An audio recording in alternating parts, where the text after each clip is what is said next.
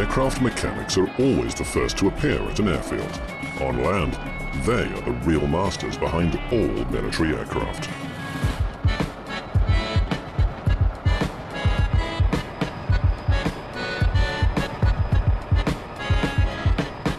Until the sortie begins, none of the engineers knows which crew will fly.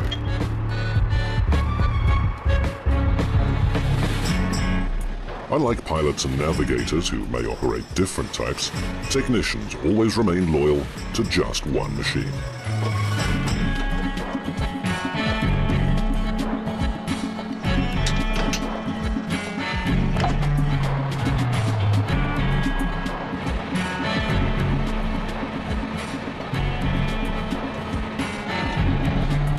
Pre-flight routines for frontline aviation in Russia differ greatly from common practice in many NATO air forces, where technicians check only the most critical parts of an aircraft between successive missions.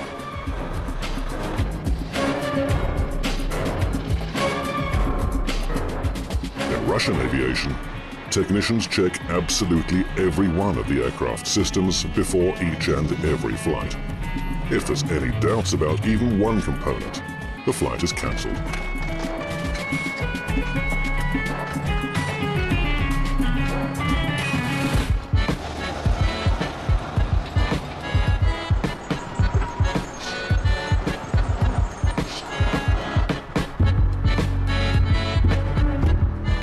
Before any flight, it's traditional for pilots to add the finishing touch by polishing the skylight, which is what flight crews call the glass canopy over the cockpit.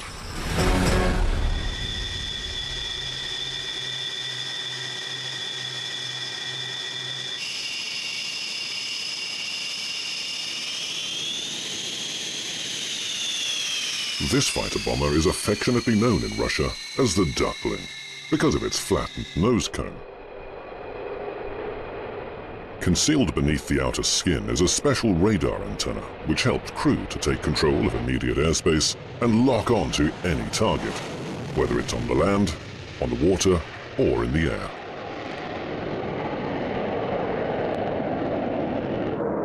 The Su-34 has a comfortable cockpit designed for long-haul flights.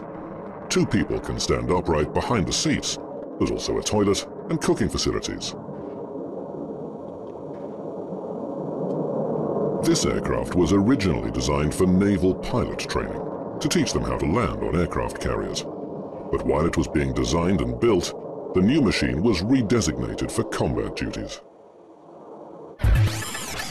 Su-34, fullback, crew 2. Maximum speed 1,900 kilometers per hour. Combat radius 1,100 kilometers. Service ceiling 17,000 meters. Maximum takeoff weight 44,360 kilograms.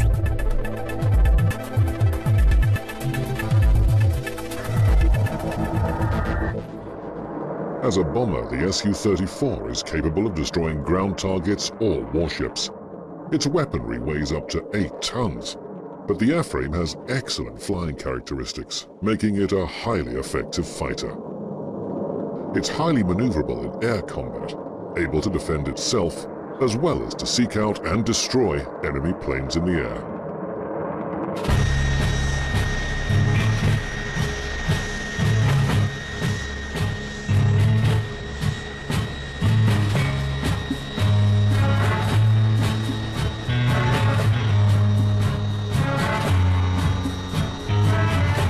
In Russia, every pilot-navigator has his own particular specialization: offensive, air combat, or bombing. But whatever field a young pilot chooses, his road to achieving the status of flying ace will never be fast.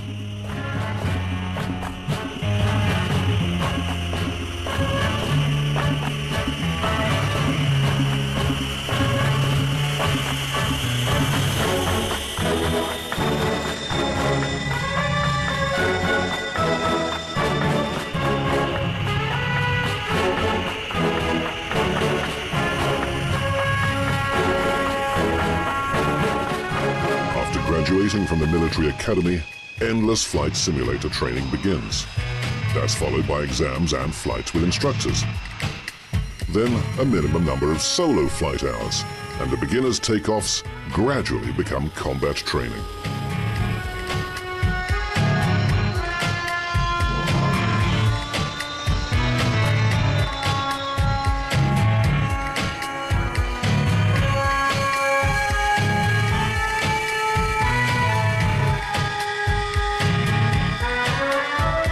Only after 4 years of military service can a pilot fulfill practically any airborne task that might be asked of him.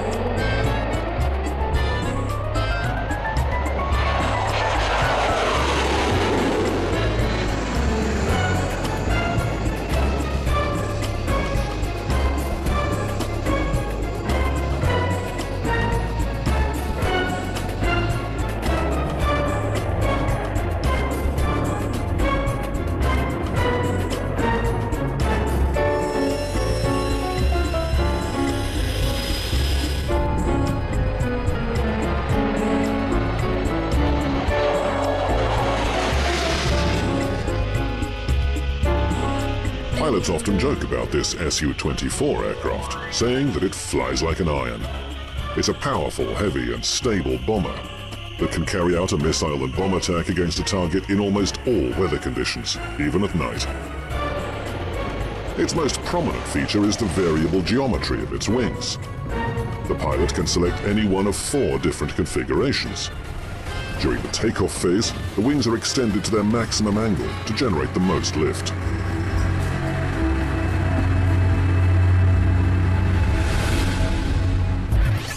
Su-24 Fencer. Crew 2. Maximum speed 1,400 kilometers per hour. Combat radius 560 kilometers. Service ceiling 11,000 meters. Maximum takeoff weight 39,700 kilograms. The bull or buffalo is a symbol of strength and power. The beast has no natural enemies. My first flight in this aircraft went well, and my colleagues congratulated me. In keeping with tradition, they all sat on the nose wheel. I was left with very warm impressions and memories of that flight. In combat mode, the Su-24's wings are swept back, almost flat against the fuselage. This reduces drag, allowing for much greater speed and maneuverability.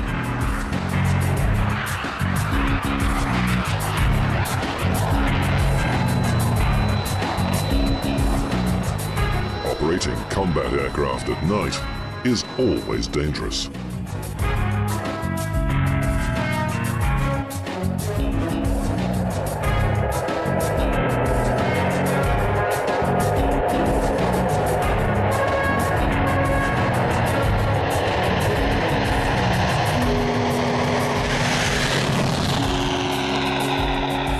At sunset, even small clouds can blur the horizon as sky merges with ground. Pilots orientate themselves by instruments and with help from ground control.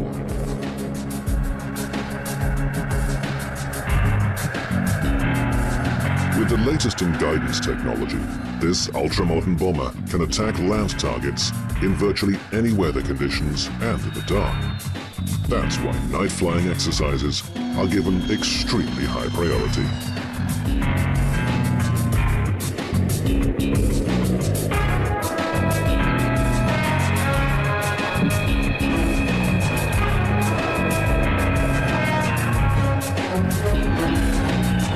After sunset, takeoff and landings are practiced until late into the night.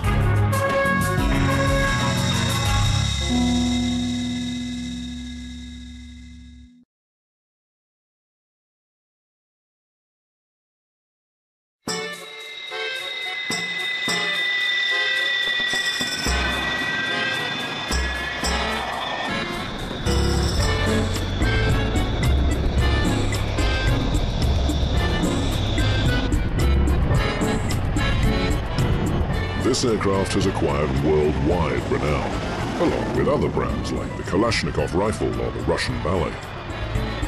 The MiG-29, a lightweight, all-weather frontline fighter that somehow appears to defy the laws of gravity.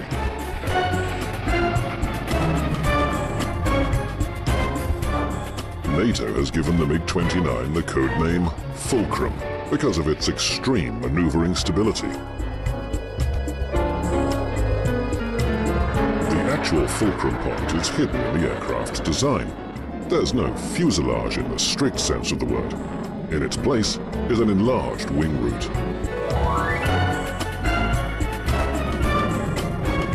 The upper surface of the cockpit graduates into the wings, forming an airflow vortex a little like a tornado. This generates a dramatic increase in lift, allowing the fighter to perform quite unbelievable turns at supersonic speed.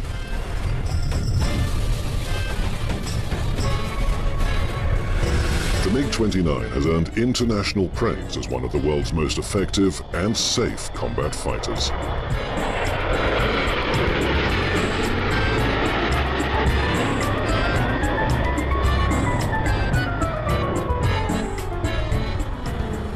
An engineer was once asked what kept the aircraft flying during its spectacular maneuvers.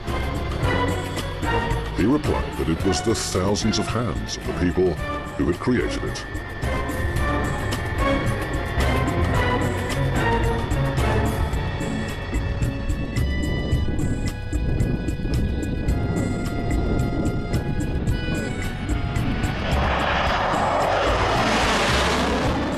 The MiG-29's primary short-distance weapon is the controllable P-73 missile with infrared targeting system.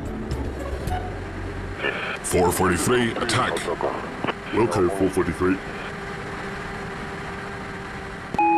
Launch authorized.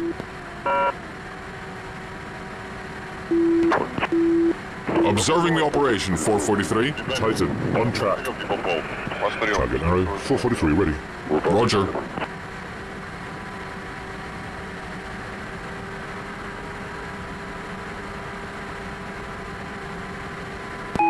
Launch authorized.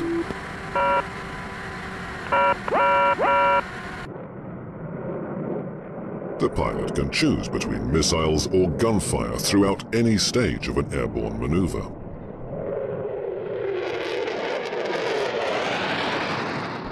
I grew up near the airbase, so every flight that took off from Lipetsk Air Base was right in front of my eyes. I dreamed of becoming a pilot ever since I was a child. I wanted to become a fighter pilot to perform all those amazing exercises in the air. My dream came true, and now I fly the MiG-29. I truly believe that this aircraft is one of the finest aircraft in the world. It lets you do so many different things. As a pilot, I'm absolutely delighted with it. MiG-29, Fulcrum, crew, 1. Maximum speed, 2,400 kilometers per hour. Combat radius, 3,000 kilometers. Service ceiling, 18,000 meters. Maximum takeoff weight, 18,500 kilograms.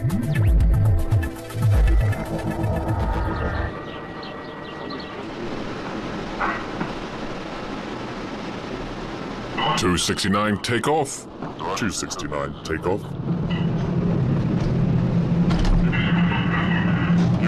254, left 300 level. In the Russian Air Force, every combat aircraft has its own number. On the radio, neither pilots nor controllers will ever say the aircraft type, only its designated number. 254-8, clear to land.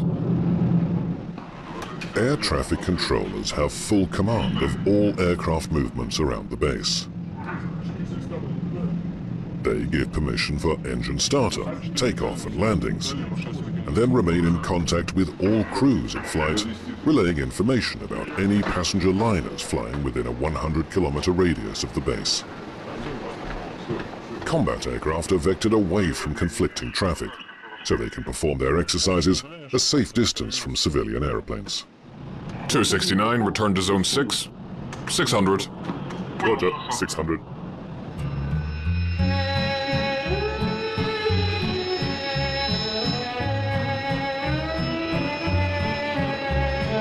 To Russian pilots, this aircraft is known as the Rook.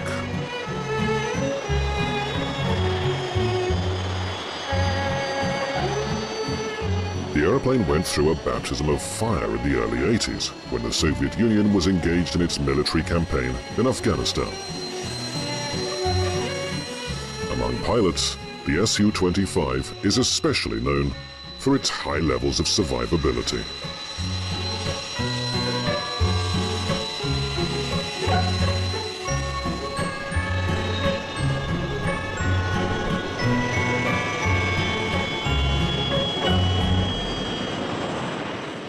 Su-25 attack aircraft often return safely to base having sustained heavy damage, with just one engine with damaged ailerons or bullet traces on the cockpit canopy.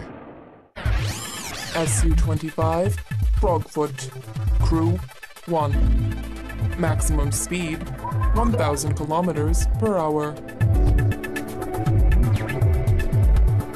Combat radius 1,250 kilometers.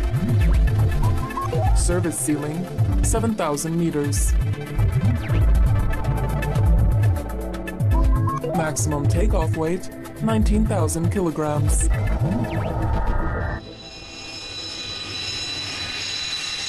Current versions of the Su-25 attack aircraft are still in active service in Russia, Ukraine, Belarus, Angola, Afghanistan and several other countries.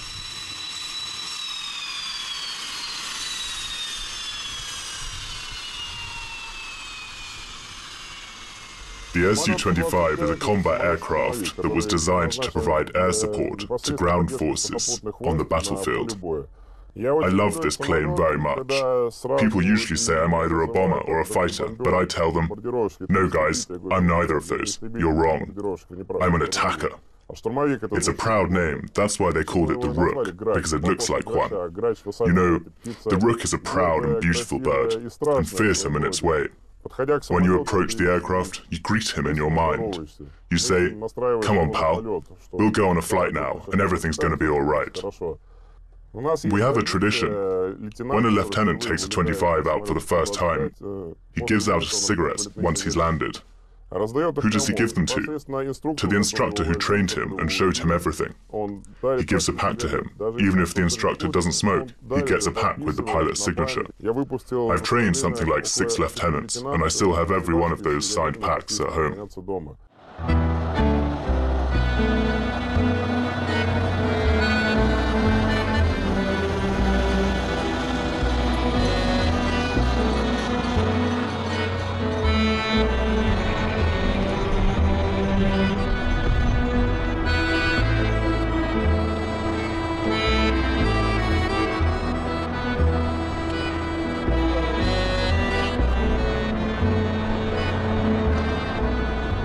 Major General Alexander Kharchevsky is the officer wearing the light blue flying suit. He is the commanding officer at the Lipetsk Air Base. Under his supervision, these pilots are working on their aerobatics routine. Once airborne, these aviators will execute the Su-27's trademark maneuvers. They are the Falcons, Russia's famous air display team. They're said to dance in the air.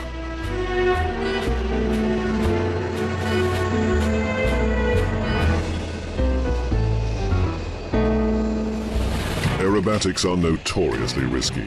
It takes teamwork, coordination, and pinpoint accuracy. They fly to the absolute extremes of the aircraft's maneuverability, at high speed and with wingtips just centimeters apart.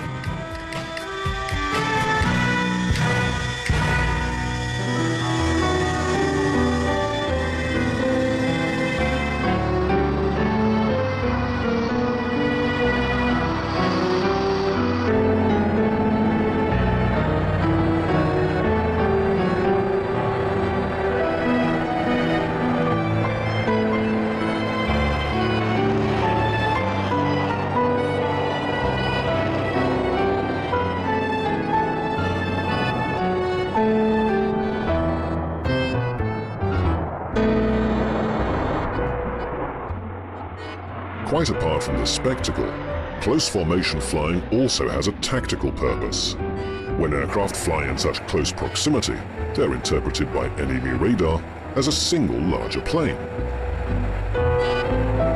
As soon as the group reaches its destination, the formation splits, with each aircraft diverting to its own allocated task.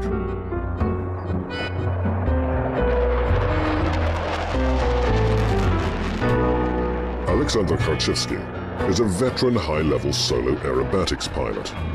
The Bell is his favorite figure, a complex and dangerous air combat maneuver.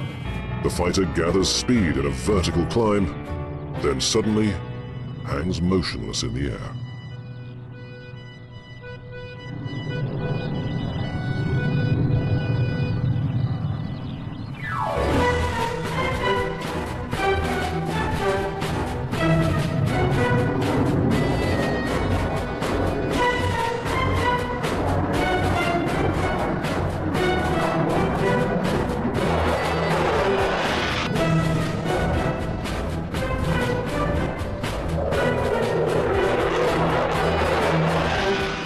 The Su-27 is built as an almost perfect glider, but also has extremely powerful engines, a combination that allows the pilot to float in the air at minimum height and very low speed.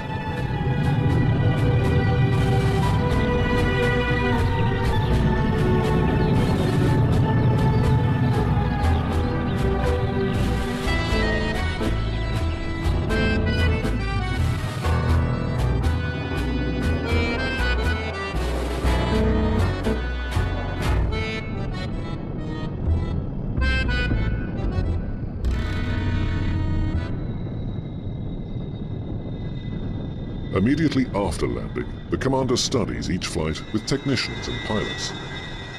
He's well known as an undefeated aviator. In the Atlantic Ocean, he triumphed over American F-15 fighter pilots in training maneuvers. He beat South Africa's best pilot in a training flight. At Colmar Air Base in France, he was offered the chance to fly a simulated combat mission in the Mirage 2000. Despite never having seen the aircraft or ever flown it, he climbed into the cockpit, took off, and won the challenge. His French counterparts were stunned and rewarded his outstanding airmanship with an honorary decoration. The Lipetsk Air Base commander has secured the majority of his air victories in the Su-27. Su-27 Flanker. Crew 1. Maximum speed 2,500 kilometers per hour. Combat radius 1,680 kilometers. Service ceiling 18,500 meters. Maximum takeoff weight 30,000 kilograms. The Su-27's primary objective, with its excellent aerodynamic characteristics, is to gain and maintain air supremacy. It's not easy to predict which pilot might win, the one flying a modern aircraft or a second-generation plane. The outcome will depend on the airman's skill as well as the conditions prevailing during the maneuvers.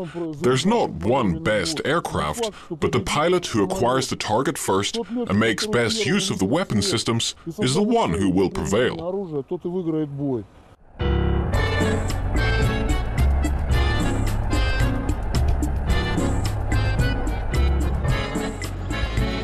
Once flying is over, the aircraft are sent to a distant hangar on the base.